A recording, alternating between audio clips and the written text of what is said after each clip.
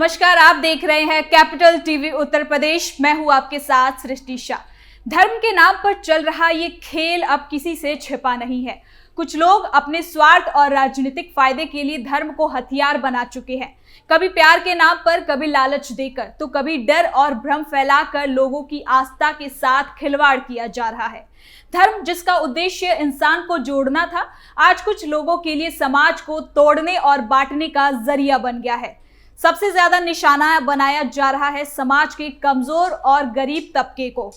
उन्हें बहलाकर, फुसलाकर, झूठे वादों और लालच के जरिए धीरे धीरे उनके परिवार और समाज से दूर किया जा रहा है। इन साजिश के पीछे संगठित गिरोह का काम है, जो धर्मांतरण के नाम पर लोगों की मानसिकता और आस्था के साथ खिलवाड़ कर रहे हैं। लेकिन अब हालात बदल रहे हैं। योगी सरकार ने ऐसे मामलों पर सख्त कार्रवाई शुरू कर दी है। धर्मांतरण की साजिशों पर नकेल कसने के लिए पुलिस और एटीएस लगातार एक्शन मोड में है। हाल ही में कई जिलों में ऐसे गिरोहों का पर्दाफाश हुआ है, जो सुनियोजित तरीके से लोगों का धर्म परिवर्तन करा रहे थे। इसी कड़ी में दिल्ली ब्लास्ट की जांच कर रही एटीएस को भी उत्तर प्रदेश से कई अहम सुराग मिले हैं। जांच एजेंसियों को पता चला है कि जलाउद्दीन उर्फ झांगुर का अवैध धर्मांतरण गिरोह आतंकी संगठनों से भी जुड़ा हुआ था। उसके खिलाफ हुई सख्त कार्रवाई के बाद आतंकी नेटवर्क में नाराजगी और हलचल मची हुई थी। धर्म के नाम पर देश और समाज के साथ खिलवाड़ करने वालों को बख्शा नहीं जाएगा। धर्मांतरण की हर साजिश का अंत अब कानून के शिकंजे में होगा। तो चलिए जरा विस्तार से जानते हैं क्या है ये पूरी खबर। दिल्ली ब्लास्ट की जांच में जुटी एटीएस, यूपी से कई राज लगे हाथ।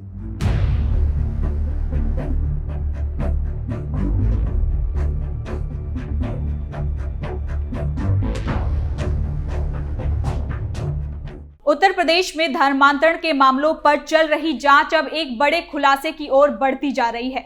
दिल्ली ब्लास्ट की पड़ताल में जुटी एटीएस और उत्तर प्रदेश से कई अहम सुराग मिले हैं, जो न केवल धर्मांतरण गिरोह से जुड़े हुए हैं, बल्कि आतंकी नेटवर्क तक उनकी गहरी पहुंच भी उजागर हो रही है। जांच में ये साफ हुआ है कि जिस समय एटीएस और यूपी पुलिस ने जलाउद्दीन उर्फ झांगुर के अवैध धर्मांतरण गिरोह पर शिकंजा कसा, उसी समय आतंकी संगठनों के बीच नाराजगी और बेचैनी बढ़ने लगी थी। झांगुर और उसके गिरोह पर कार्रवाई के बाद पाकिस्तान और अन्य मुस्लिम देशों में बैठे आतंकी संगठनों ने भारत के खिलाफ अपनी गतिविधियां तेज कर दी। खुफिया एजेंसियों का कहना है कि जैसे जैसे यूपी पुलिस और एटीएस ने आगरा, दिल्ली और अन्य इलाकों में धर्मांतरण से जुड़े नेटवर्क को तोड़ा, वैसे वैसे विदेशी आतंकी समूहों ने भारत को निशाने पर लेना शुरू कर दिया। इसका प्रमाण उन युवाओं के मोबाइल फोन से मिला है, जो हाल के महीनों में गुजरात, दिल्ली और यूपी के अलग अलग जिलों में आतंकवादी गतिविधियों में शामिल पाए गए हैं। इन युवाओं के मोबाइल से बरामद कई चैट और वीडियो क्लिप में धर्मांतरण से जुड़ी बातें दर्ज मिली है। दर्जनों वीडियो चैट में देखा गया है कि आतंकी संगठन धर्मांतरण को लेकर अपनी नाराजगी जाहिर कर रहे थे। खुफिया एजेंसियों के मुताबिक इन वीडियो में आतंकियों के हैंडल और कट्टरपंथी प्रवक्ता बार बार इस बात पर जोर दे रहे थे कि भारत को इस्लामिक राष्ट्र बनाने की राह में धर्मांतरण विरोधी कानून सबसे बड़ी बाधा है। वो इस बात का प्रचार कर रहे थे कि भारत सरकार धर्मांतरण को रोककर इस्लाम के प्रसार में रुकावट डाल रही है। अधिकारियों का मानना है कि जब से उत्तर प्रदेश में धर्मांतरण के मामलों पर सख्त कार्रवाई शुरू हुई है, तभी से इन आतंकी संगठनों में गुस्सा और ज्यादा बढ़ गया है। यही कारण है कि उन्होंने देश के कई हिस्सों में आतंकी गतिविधियों को अंजाम देने की साजिश रचना शुरू कर दी है। अब दिल्ली विस्फोट और देश के अन्य हिस्सों में फैलाए गए आतंक के ताने बाने को भी इसी मामले से जोड़कर देखा जा रहा है।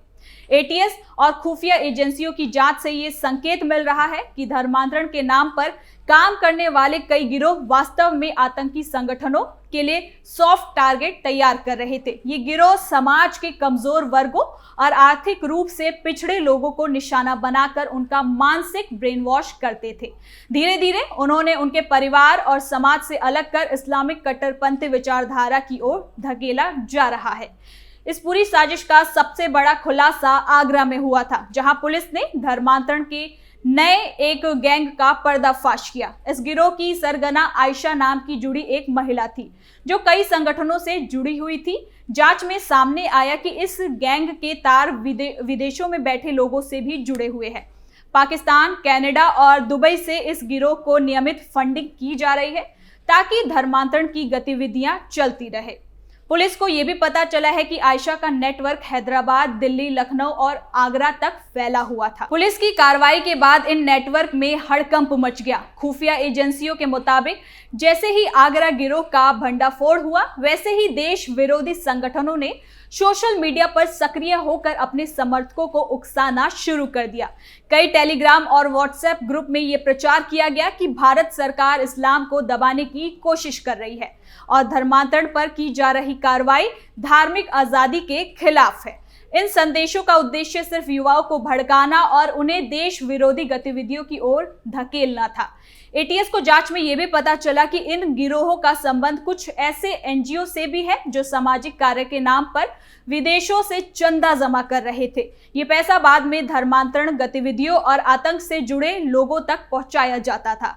एजेंसियों ने कई बैंक खातों की जांच की, जिनमें संदिग्ध लेन देन पाए गए।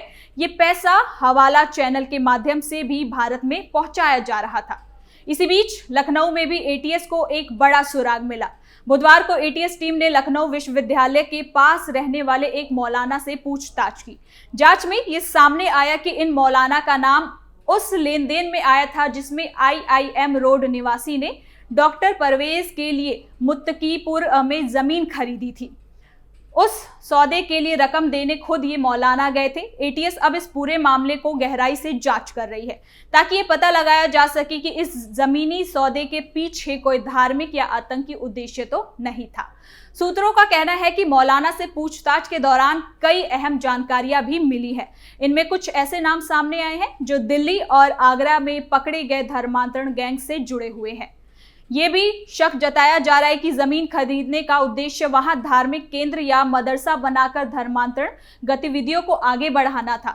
एटीएस अधिकारियों का कहना है कि जांच के दायरे में अब लखनऊ, आगरा, मेरठ और दिल्ली समेत कई जिलों में सक्रिय ऐसे समूह हैं जो धर्मांतरण की आड़ में विदेशी एजेंडों को अंजाम दे रहे हैं। इन सभी पर कड़ी निगरानी रखी जा रही है। आने वाले दिनों में इस नेटवर्क से जुड़े और नामों के सामने आने की भी संभावना है। राज्य सरकार ने इस पूरे मामले को बेहद गंभीरता से लिया है। मुख्यमंत्री योगी आदित्यनाथ ने साफ निर्देश दिए हैं कि धर्मांतरण की आड़ में देश विरोधी गतिविधियों में शामिल किसी भी व्यक्ति या संगठन को बख्शा ना जाए। इसलिए विशेष जांच टीम को गठित किया गया है, जो एटीएस, एसटीएफ और स्थानीय पुलिस के साथ समन्वय से काम कर रही है। अधिकारियों के अनुसार धर्मांतरण गिरोह अब केवल धार्मिक परिवर्तन तक सीमित नहीं है, बल्कि राष्ट्रीय सुरक्षा के लिए खतरा बन चुके हैं। विदेशी फंडिंग, ब्रेन वॉश और आतंकी विचारधारा के प्रचार के माध्यम से ये संगठन देश की सामाजिक एकता को तोड़ने की कोशिश कर रहे हैं। लेकिन एटीएस और यूपी पुलिस की सतर्कता ने उनके मंसूबे पर फिलहाल रोक लगा दी है। कुल मिलाकर जांच की इस दिशा में अब स्पष्ट कर रही है कि धर्मांतरण केवल धार्मिक गतिविधियां नहीं, बल्कि एक गहरी साजिश का हिस्सा है, जो देश की एकता को शांति के खिलाफ रची जा रही है। यूपी पुलिस और एटीएस की कड़ी कार्रवाई ने न केवल ऐसे गिरोहों को बेनकाब किया है, बल्कि ये भी साबित कर दिया है कि राज्य अब इन साजिशों को जड़ से समाप्त करने के लिए पूरी तरीके से तैयार है।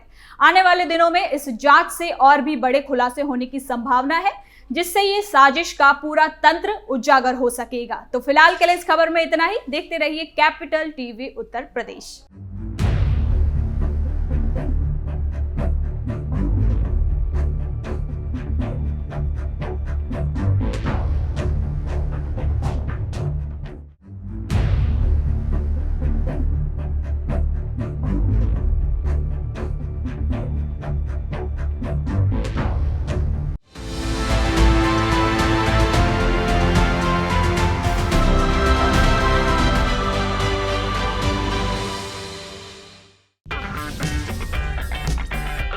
अगर आपको हमारा वीडियो पसंद आया हो तो इसे लाइक करें, हमारे चैनल को सब्सक्राइब करें और हाँ, बेल आइकन दबाना ना भूलें, ताकि आप तक हमारे वीडियो की नोटिफिकेशन पहुंचती रहे। आप अपना सुझाव हमें कमेंट बॉक्स में दे सकते हैं। हमारे साथ जुड़ने के लिए शुक्रिया।